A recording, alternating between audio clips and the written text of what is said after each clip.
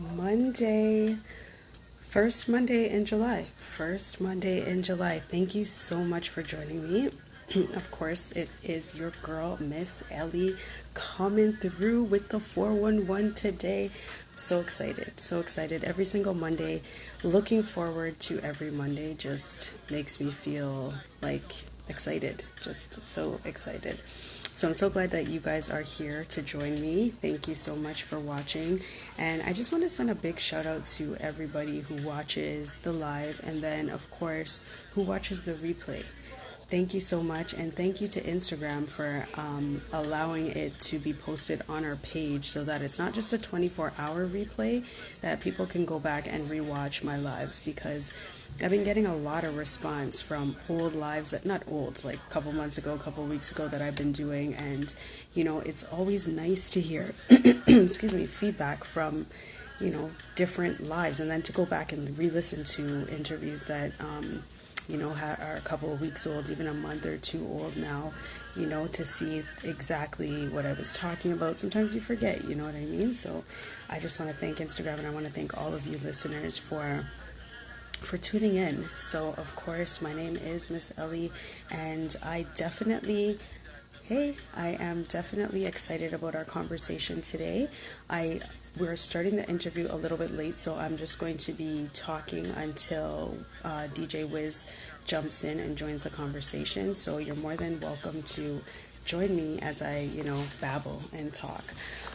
But of course, being the month of July, it's the beginning of a new month. So at the beginning of the month, I usually like to do some goals. I have a bunch of different goals that I have for the year, and then I like to break it down into months and then weeks and then days so that it makes it more attainable for me to actually see these goals in real life. So for the month of June, we did the 30-day challenge.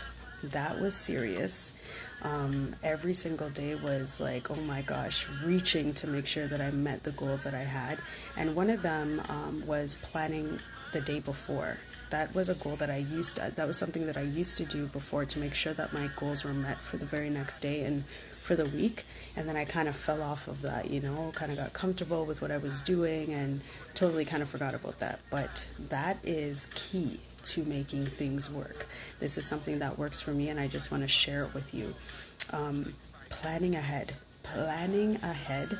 You could plan your week, but you've got to plan your days as well. Now, things aren't always going to go according to your plan, of course, right? Whatever does. Especially now, look at COVID-19. This situation has definitely thrown us for a loop. But planning ahead helps you to achieve the goals more likely than not, making sure that you get what you've got to get done for the day and then for the week. And then I also had another goal, was to try to get back into reading. I hadn't been reading for not that I hadn't been reading, I read what I basically have to. If something comes up on the internet, or,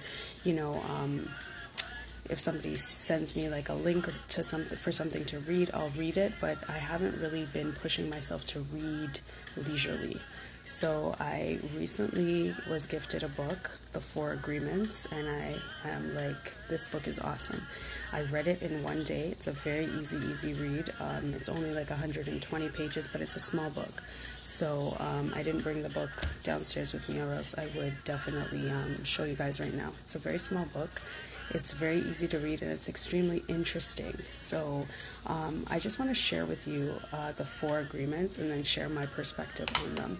So the first one is be impeccable with your word. And I'm going to read what they wrote, because I just wrote a little synopsis of what they had in the book. Be impeccable with your word. Speak with integrity. Say only what you mean, avoid using the word to speak against yourself or to gossip about others. Use the power of your word in the direction of truth and love. Now, this seems so easy, right? It seems so easy. Be impeccable with your word. But when we really are honest with ourselves, we realize just how easy we can fall into a trap with our word.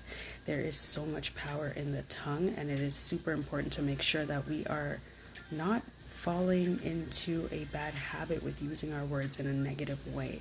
So it's very important to make sure that we try to hone in on that skill of making our making ourselves be impeccable with our word, or becoming impeccable with our word. Secondly is don't take anything personally. Now this was like, oh my gosh, big slap in my face, because I take a lot of things personal. You know what I mean? If somebody's doing something, I'm like, oh, this is like a dagger to the heart, you know? But at the end of the day, don't take anything personal. Nothing others do is because of you. What others say and do is a protection of their own reality. Ding. That is serious. And that goes for all of us. I mean, we do things sometimes, and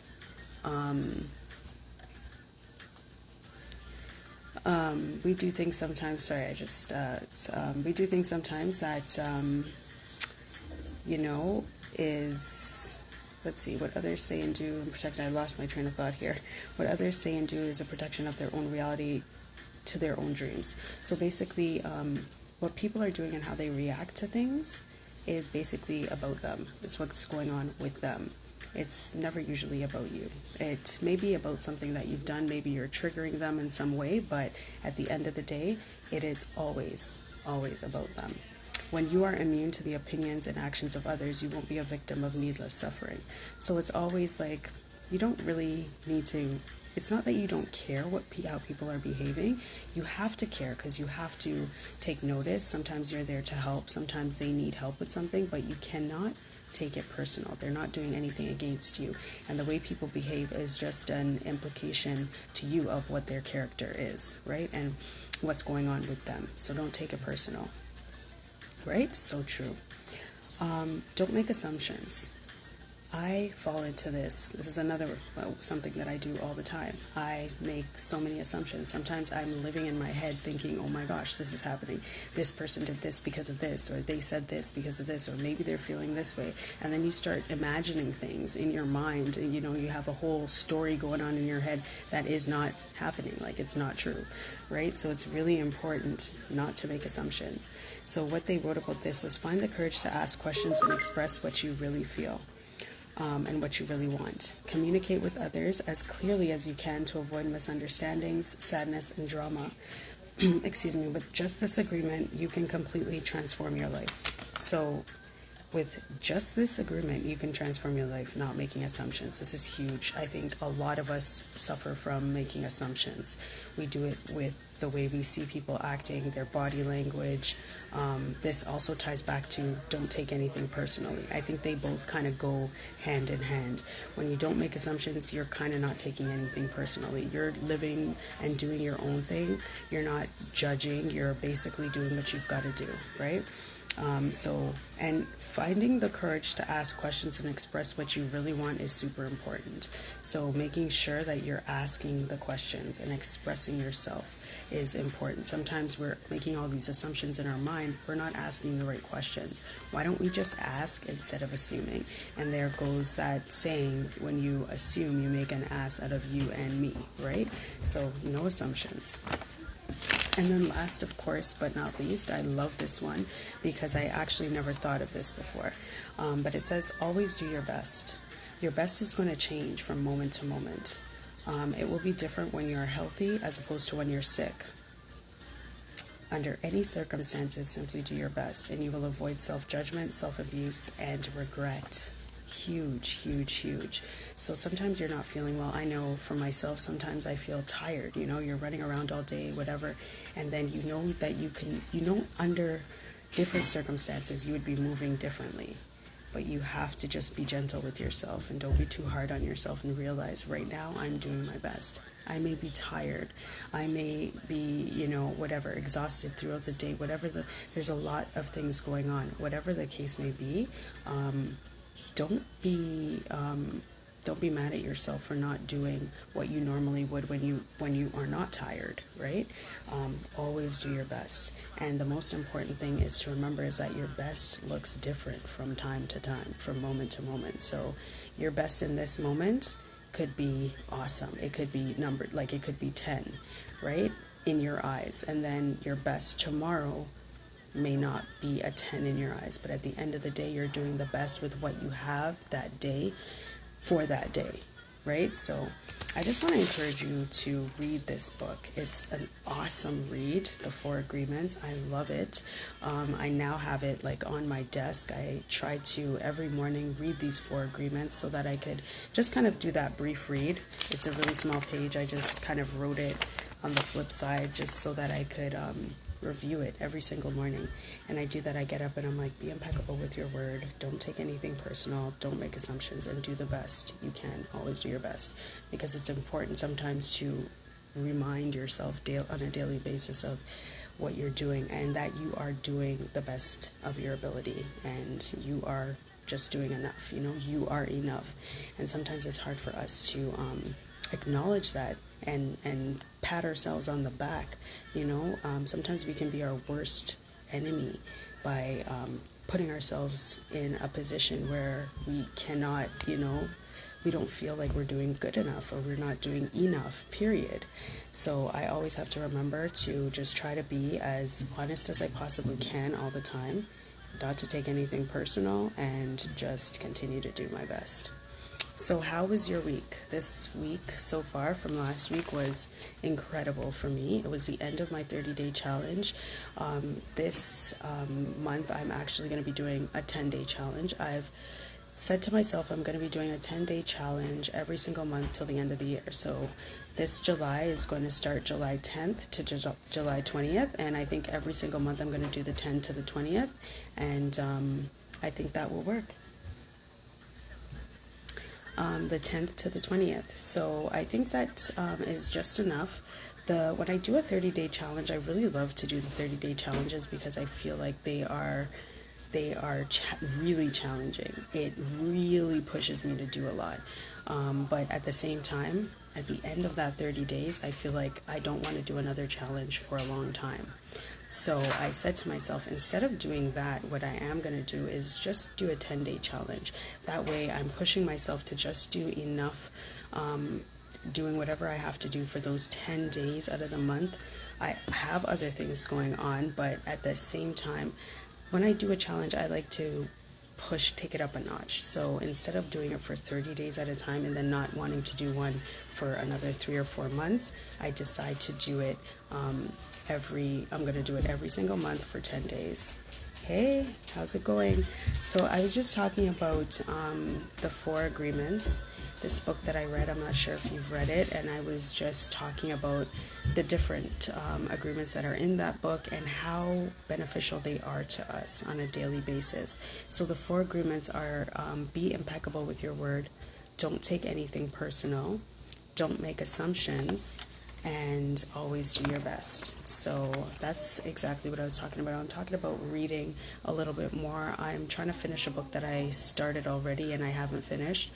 I'm also rereading another book that I decided to reread. I feel like it's a good read. So as soon as I'm done with that book, I'm going to do a little post on it and share my thoughts on the book. So for the next 5 days this week, I decided to join somebody else's challenge.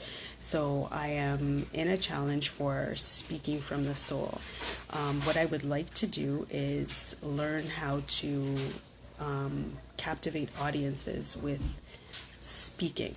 Now, I've been doing these lives and I've been on the radio doing interviews for a little while now, so I feel like I'm okay with speaking and interviewing people, but I wouldn't know how to get on a stage and actually tell a story, like storytelling, captivating an audience with what I have to say, being able to just prune my speaking skills and stuff like that. So I decided to join this challenge. It's just a 5-day challenge, so it's from Monday to Friday, which is perfect because I do have a lot going on right now that I'm trying to get all in there. So I'm excited about this challenge, and it's basically going to push me to try to figure out what it is that I want to talk about, because I have a lot of things that I want to talk about, but I really don't know what my story is, you know what I'm saying? So I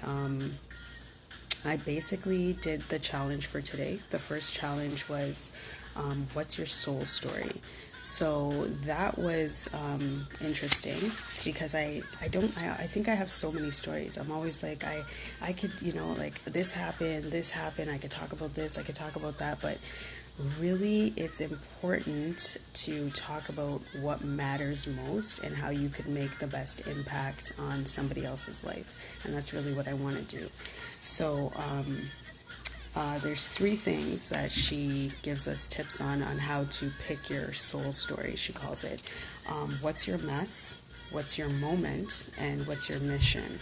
So for me, the mess was it's either a challenge, a heartbreak, an obstacle, or something else. So I picked a challenge. So for like 12 years, I was a law clerk for about 5 years, and then I decided to start my own process serving company. So I did that for a while, and then I was also teaching at Seneca College in the law clerk program, but I didn't like it. Like for a long time I wanted to be a lawyer, and I didn't go the distance because when I was in high school I took a job. You do co-op in high school. I don't know if you guys did that, but I did co-op in high school, and I went to a law firm and they hired me, after high school and stuff. And then I went to college and I was working for them part-time through the summers and such. And I didn't like it. I was like, do I really want to work like this? Like, lawyers really work hard. So that changed my mind. And when I went to college, I decided, let me just take the law clerk program instead of going to university and going the distance to become a lawyer, because I wasn't convinced that that's what I wanted to do. So as the years passed, I did go back to Seneca. I ended up teaching there. It was wonderful, great experience. I loved it. But I still didn't like the field. Being in the legal field was was very depressing. There's a lot of sadness. People are, it's not something that I see myself doing for the rest of my life. So there came a point when I had just had my third born, Isaiah, and I really was like, you know what, this is not for me anymore. And I was making pretty good money. I was doing it all on my own at that time. So I was running my own company. I was working at the school, and I had these 3 kids, and it was a juggle, but I was managing it, and I was doing quite well. And I gave it all up. I was like, I'm done. I'm not doing this anymore. I can't see myself here. A lot of other things were going on at the same time, but I said to myself, you know what, this is the time where I'm not doing this. And then I just decided that I wanted to change, and I felt within myself that I wasn't happy, so I wanted to see, what can I do to change myself? Like, how do you make yourself happy? Like, is it a job? Is it a person? Is it a partner? Is it what is it going to take for me to be like, find that true happiness? And then I remember so clearly, one day I was in the kitchen doing some dishes, just cleaning up, and I was listening to YouTube, and I was listening to some music, and then all of a sudden Les Brown came on. I don't know if you've ever heard Les Brown, motivational speaker. He came on, I don't know where, because I wasn't listening to any motivational speaking at all. And he came out of nowhere with this speech, and he was just going off, and I was like, wow, like, this man is just talking to me. Like, he was just preaching. He was just saying the most, right?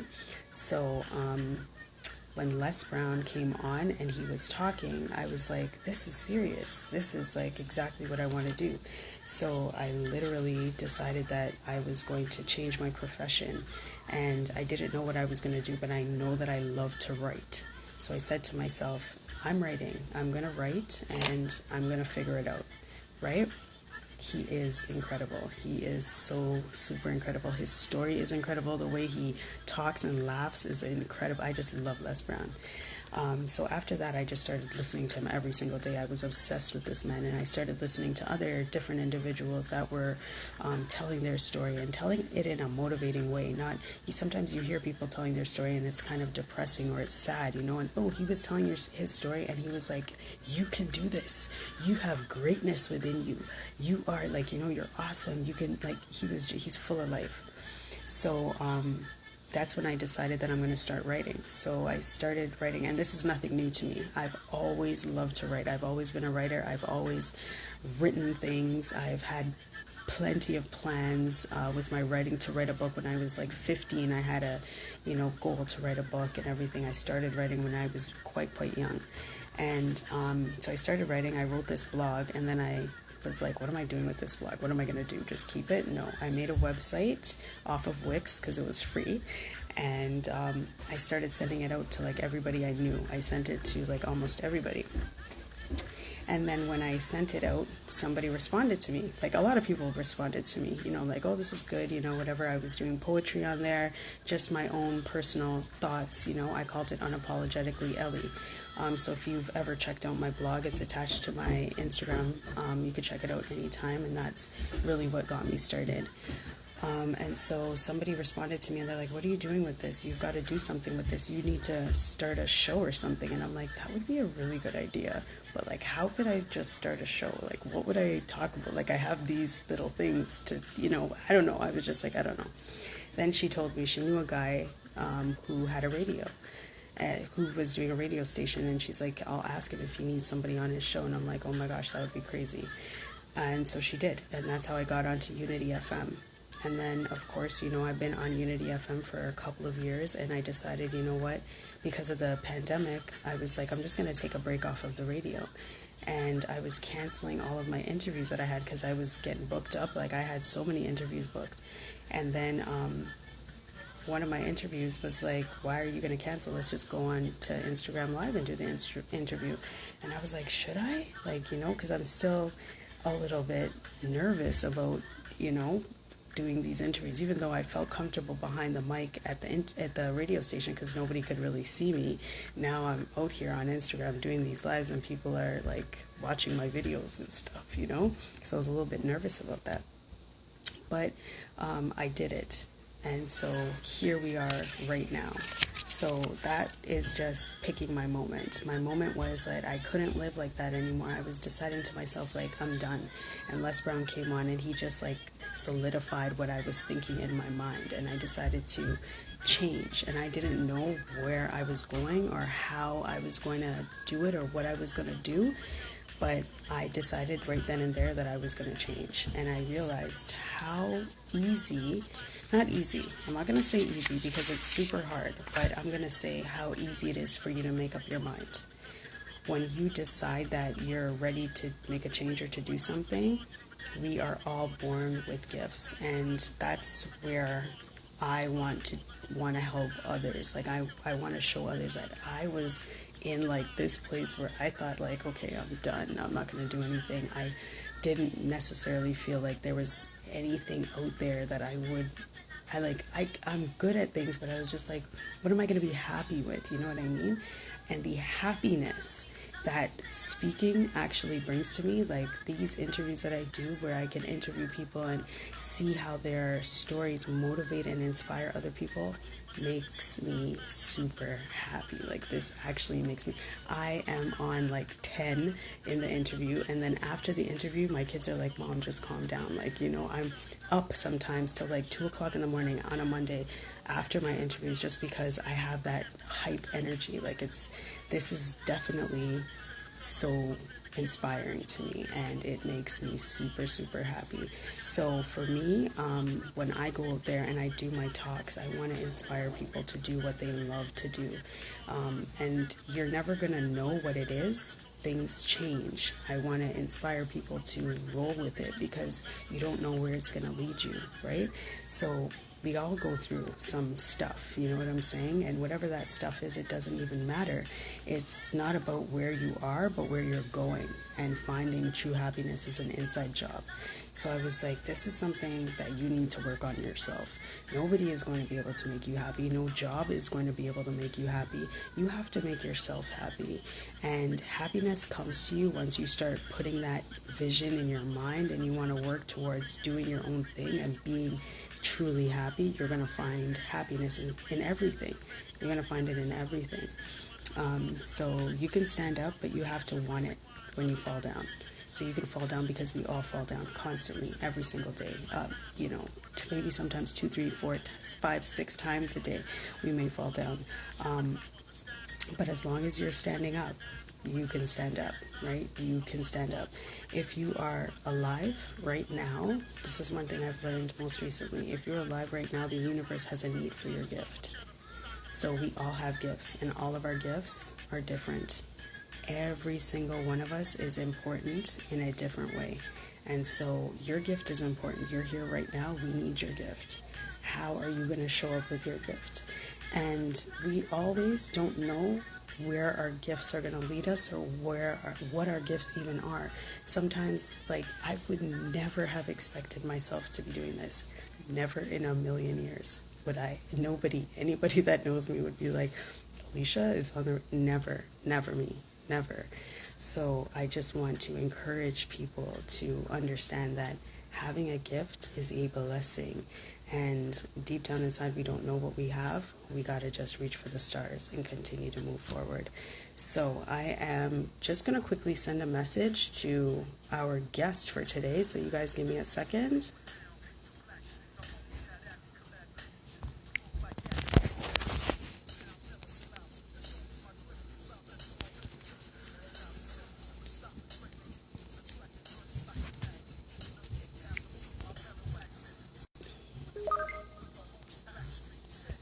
And hopefully he will join us. I know he said he was going to be a bit late around the 8:30 mark, so I made it talking all the way to 8:30, right? Who would have thought, right? My mom always used to tell me that, and I was talking to my mom about this the other day. I'm like, was I what type of kid? I don't remember myself being like this, And she's like, you always used to be a big talker. You were a big talker. And I'm like, really? She's like, yeah. And I'm like, okay, I guess I was a big talker. I really don't remember myself being that big of a talker, but then I realized once I started this radio how much I talk. I talk a lot, and I could just go on. Once I make a little list of things to talk about, I could just go on for a little bit. So I'm blessed with that gift, and we are all blessed with a gift.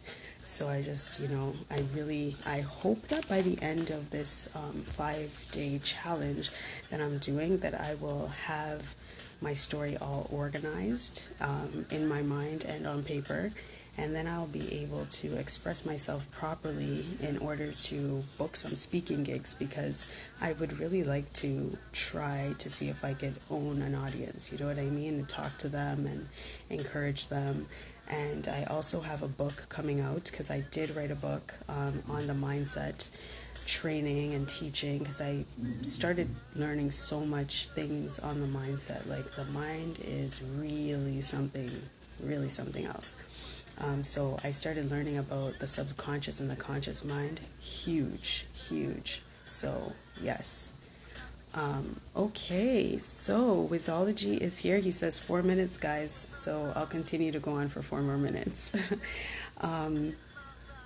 So I did the book, and I actually have 2 online courses that I have prepared, and I am ready to put out there.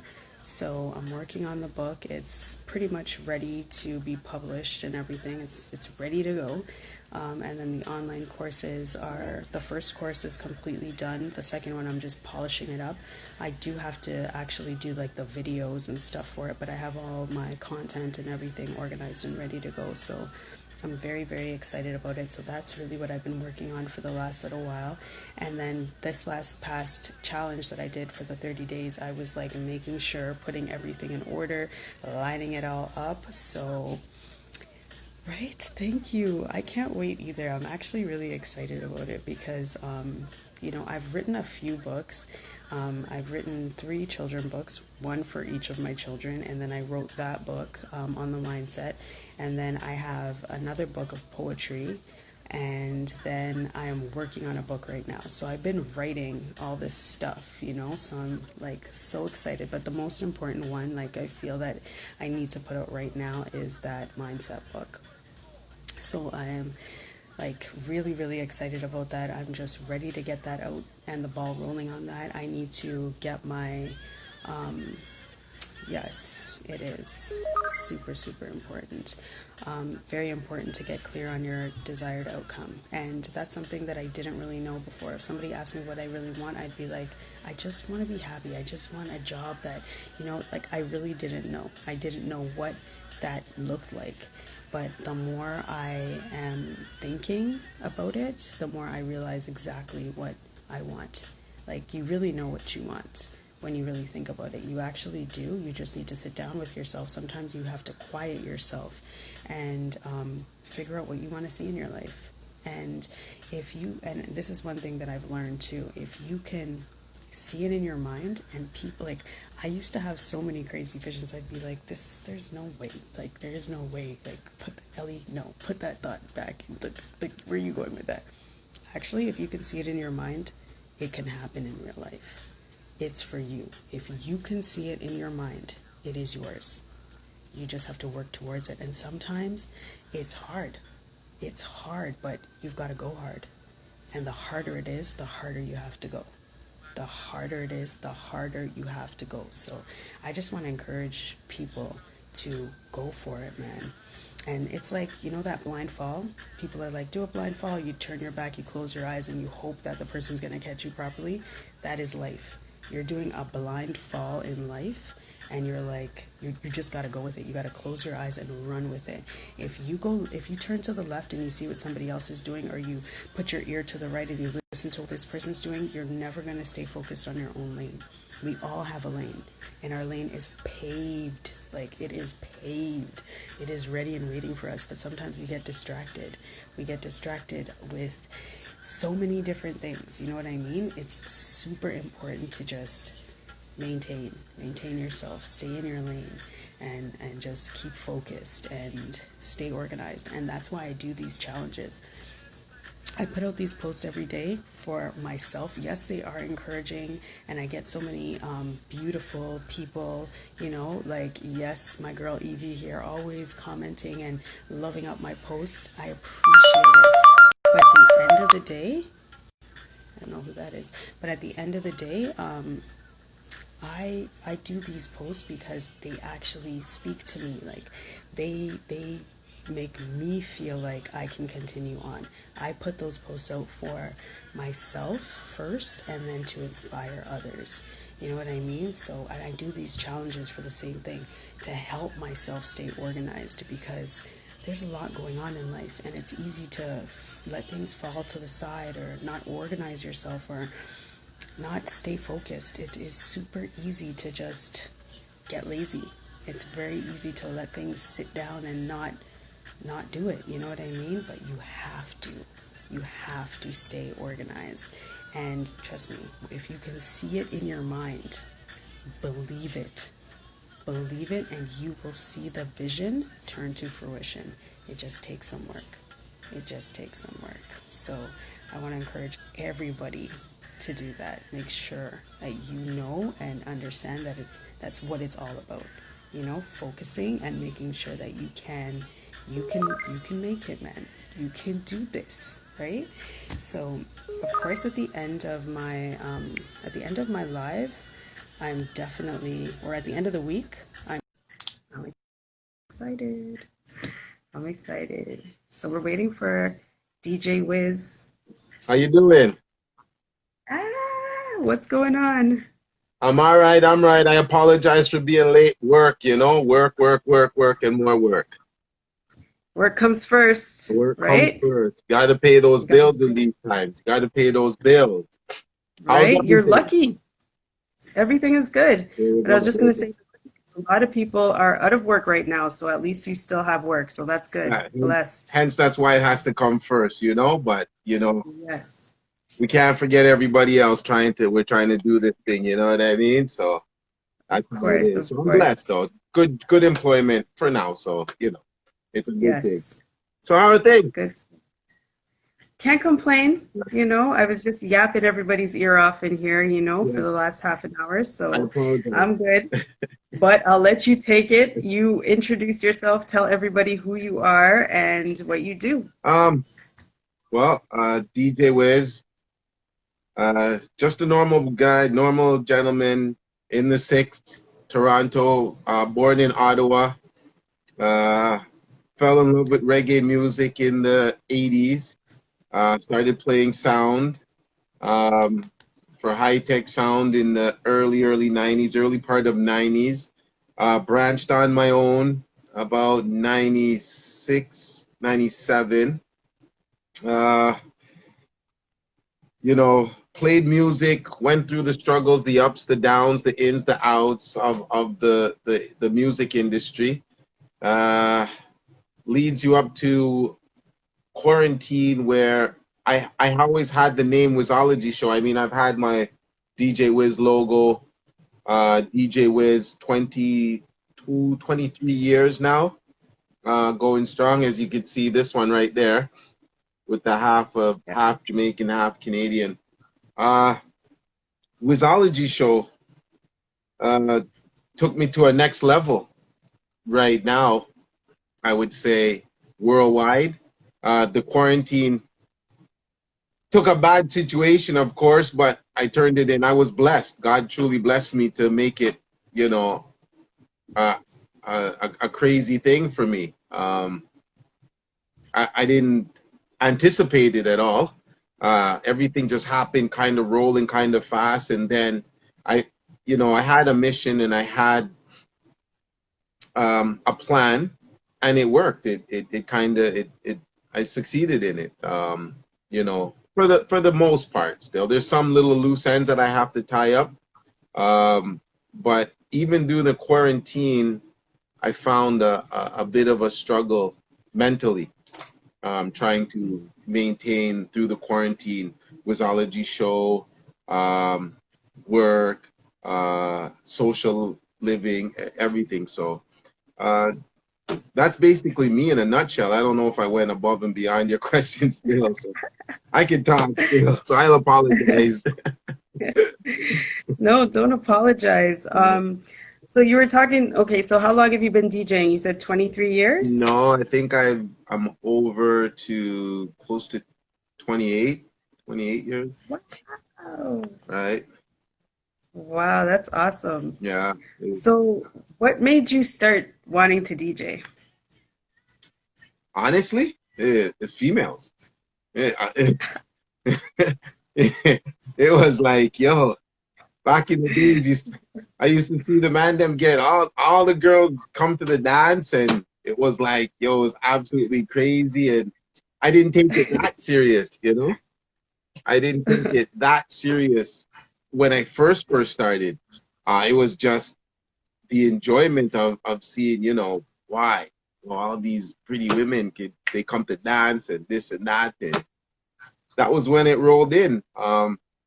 It wasn't for like a year, 2 years, I started taking it really, really, really serious. Because back then, I'm telling you, selectors, women were like, flying to selector. I used to see selectors wear ripped up t-shirts and ripped jeans, not in jeans in style, like they just did in business. Like, and they come, you know, in their running shoes, and I'm all dressed up in sequence gear and everything, and these guys are still getting the crazy. It's like, nah, this can't be, this can't be, this can't be. So, yeah, honestly, if you want to know the truth, that was it. It was the ladies, all about the Okay. ladies. So did you start in Ottawa or did you start in Toronto? No, I actually started in Toronto. I, I Okay. used to break dance first before anything, Oh, right? So that's how the whole dance thing. I used to break dance and dance, and then I had a brother.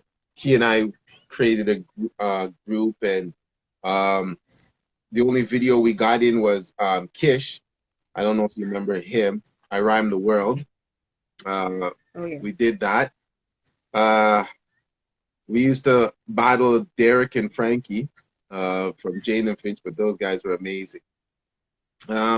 So, I used to break dance, break dance, break dance, break dance, and then reggae came out, and all of a sudden, you know, a whole different mentality came over me and the music and stuff like that.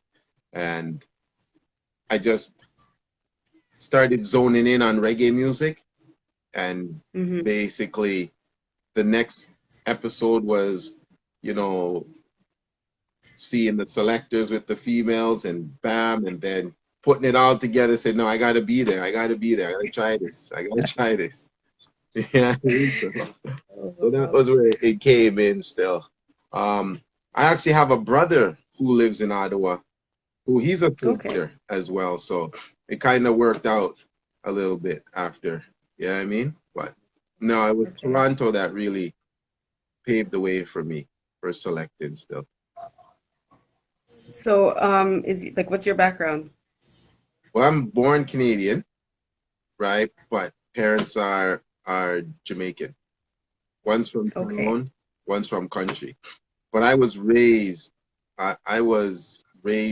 in St. Anne's. So when I was a baby, I was shipped to my grandmother, right?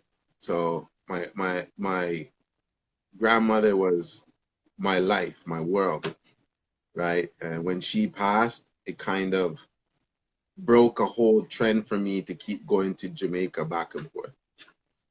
Mm. So, like, how old were you when she passed away? Uh, I was old enough. Um, she passed away. It's been what, maybe 18 years now. 18 or 19 years she passed now. Um, Okay.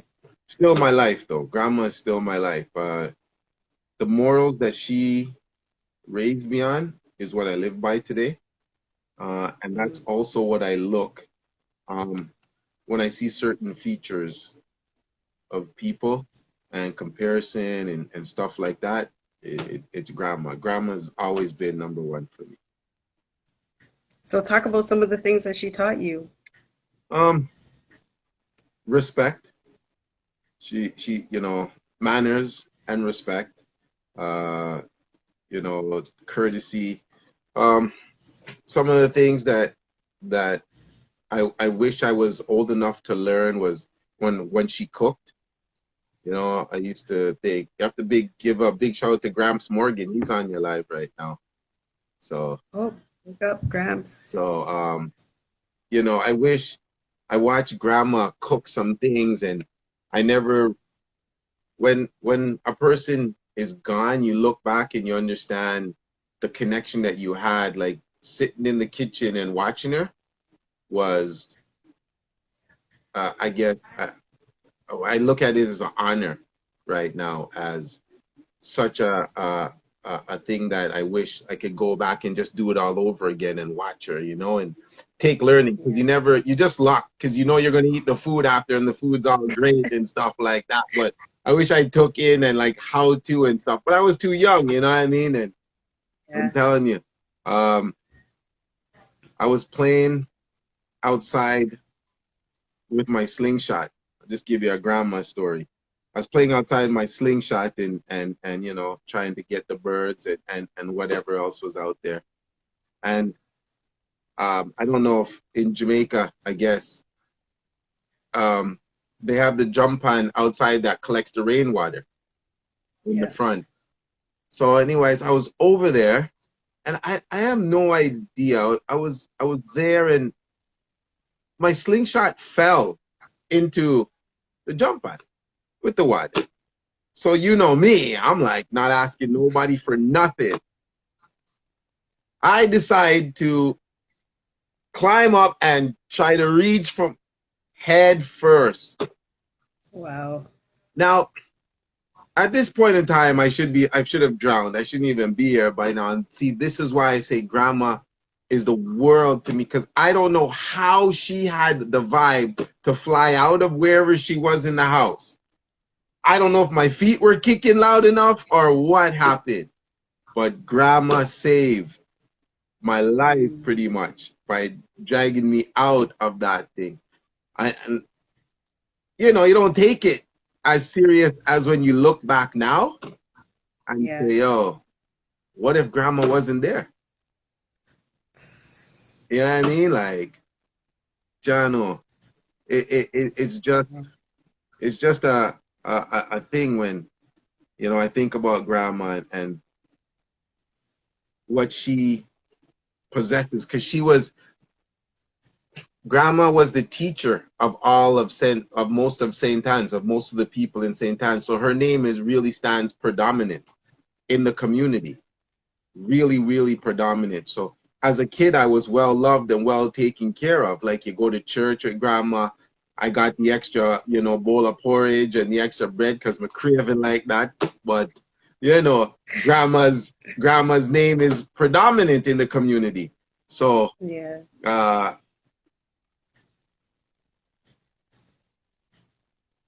grandma's special. Grandma, definitely. grandma's grandma, man. Grandma can never be duplicated ever. Not in my books. Not my grandmother. Yeah, I mean, and salute to all the grandmothers out there doing the thing, because Yeah. it's real when you hear you need to spend time with the elders, and you need to spend time with those who are up there of age. You have to really understand what you're going to miss when you're out there. You know what I mean? And, I mean, I know my grandfather beat me, but most of the time, grandma not beating me. Cause when grandma talk, you just listen. Cause she not too talk too hard too often, you know. Yeah, So, yeah. but yeah, that's a cool grandma. Grandma's the best. Like all other grandmas, I think they're really special. You know what I mean? Very special. Definitely, definitely. So when did you come back to Toronto then, or Well, Ottawa? How did it go? actually, so I had moved back to Ottawa, but my mom, she used to be in a digital computer place before computers were like really how they are now. She was Mm-hmm. a big secretary for the big boss, and they relocated to Toronto. So when they Okay. relocated to Toronto, of course, the company moved. The company moved us. Um, it was a kind of a rough start for me because Ottawa's so chill and so mellow, and there's very limited colored. There's a lot, but going to school, I was maybe one, maybe three or four in in Mm-hmm. in, in public school of blacks. You know what I mean? So coming here and seeing the whole world, open up and the cultures just be like, yeah, it was like a little bit overwhelming at first. Um, I remember my first little job here is newspapers was the Toronto Star. Oh Um, yeah.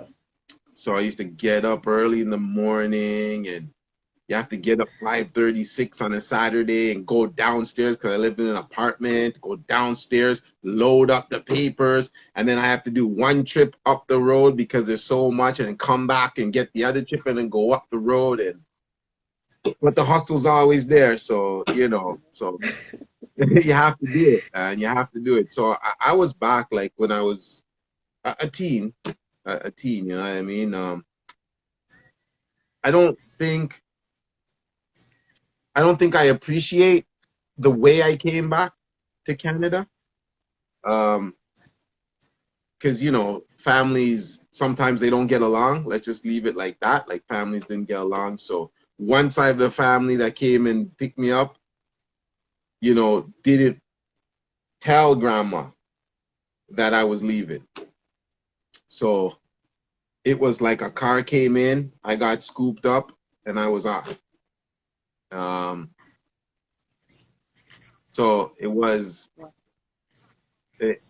a terror for at least 72 hours for grandma, to what I'm hearing, grandfather, because the neighborhood, I don't know how Jamaica is now, but in that country, in that part of the country, in that part of the island, and kids don't do that. They don't go miss or nothing like that because everybody's so family oriented, and that's the thing that I kind of miss about seeing Jamaica now. Is it's like before one child walks, everybody knows where that child is. Everybody knows where that child is. That child goes into someone's house, they know that the adult would take the responsibility of calling the other parent or calling and say, yo, your picnic day, I don't know. The picnic now leaving at the docket. So they must stay. So, but they send a message. somehow the message got, well, that was our little town in Yeah. St. Anne's, right?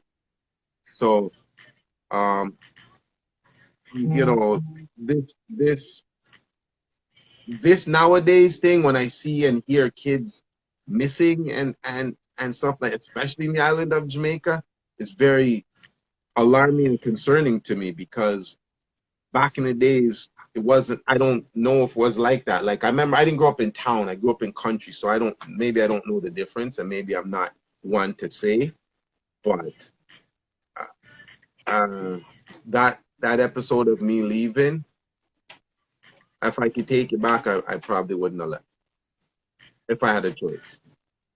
If I had a choice, but we move on. Yeah.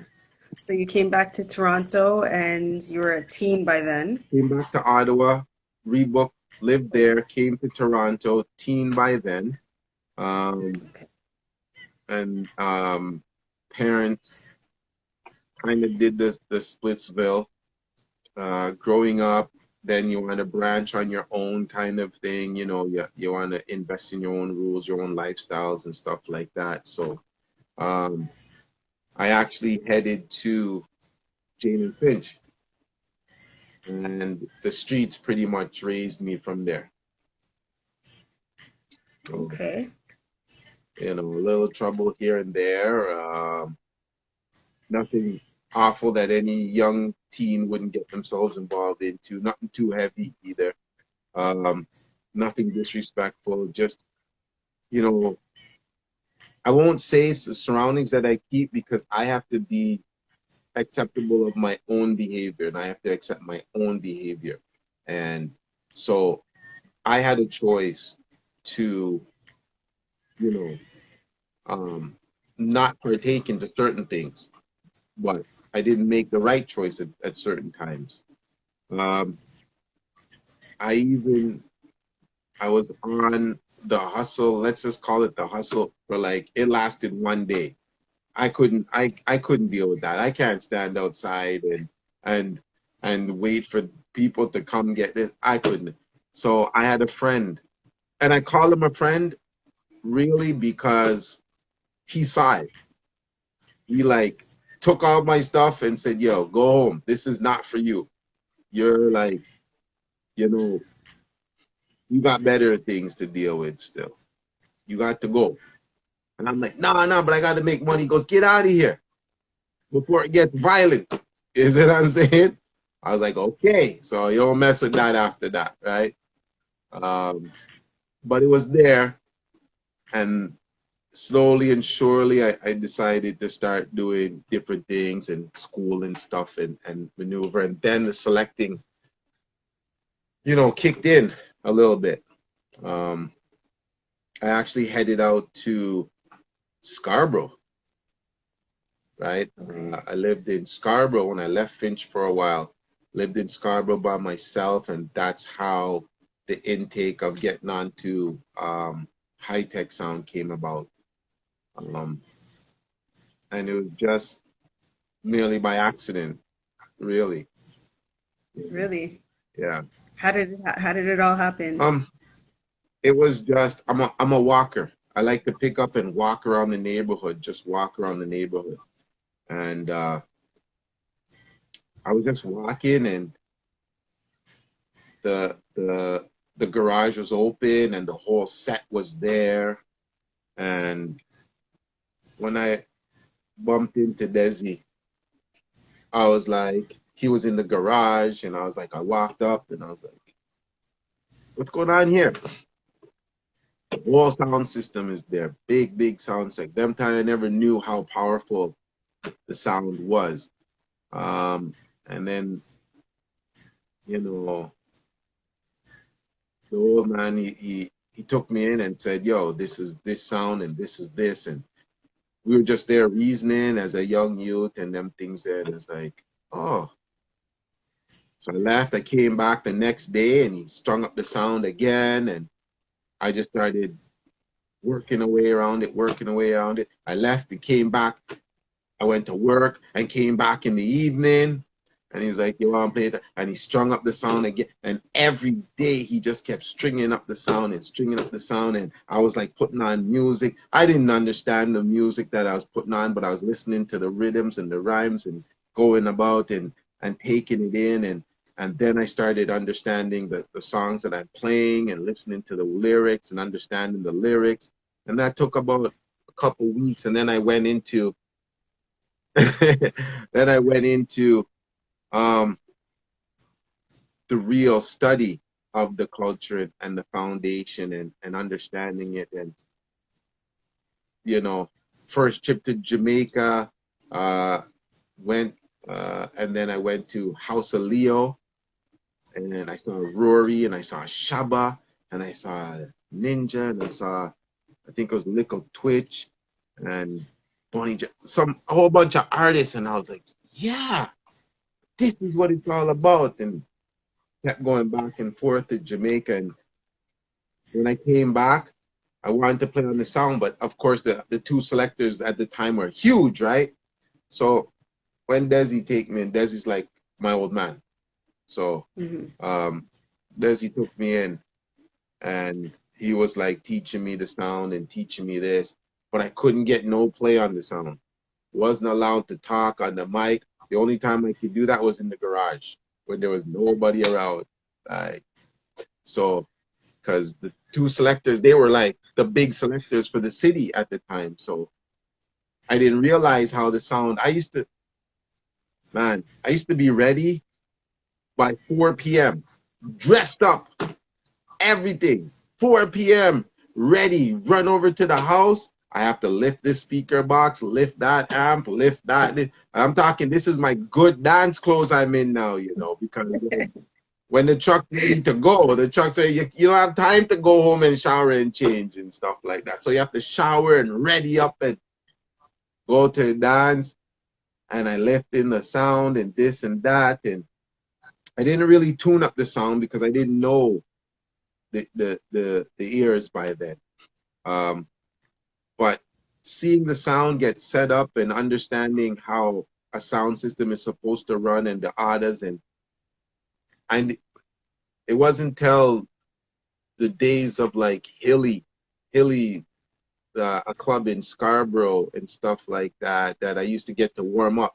So when they weren't there by 6 o'clock, me had a big selector by 6 p.m., 6:37, me had a boss. No one's around, so that means I could be the boss. So, but when the man them reach, take a seat, boy, take a seat. Yeah, no airplay for me still, none. But it's a learning lesson. You see, there's one of the gentlemen that know the history with me is King Turbo, Ricky Turbo. We've had our differences. They were banned from my sound at one time. Yo, I fought for them. Talked to my old man and said, yo, Pops, come on, deal with this, like allow them, their thing. But only Ricky Turbo gave me that respect, and I knew how I fought and then said, yo, Ray, even though we had our differences, I always knew to have a clean heart doing what I do. You see what I'm saying? And I've always lived like that. That's how I've always lived. So sometimes when the pressure of the business gets to you, you have to understand how to deal with it still. There's another great artist that's in your life right now, Sample King. Great artist, big time. But yeah, that's just my little drama still. Go ahead, sorry. That's okay. I'm just living. That's what we're here for. We're here for the story. But I'm gonna have to end this live and then we're gonna come back on, okay? All right, because it's just about the 9 o'clock hour. So I'm just gonna save this one and then I'll jump back on. You guys join us again, okay? All right.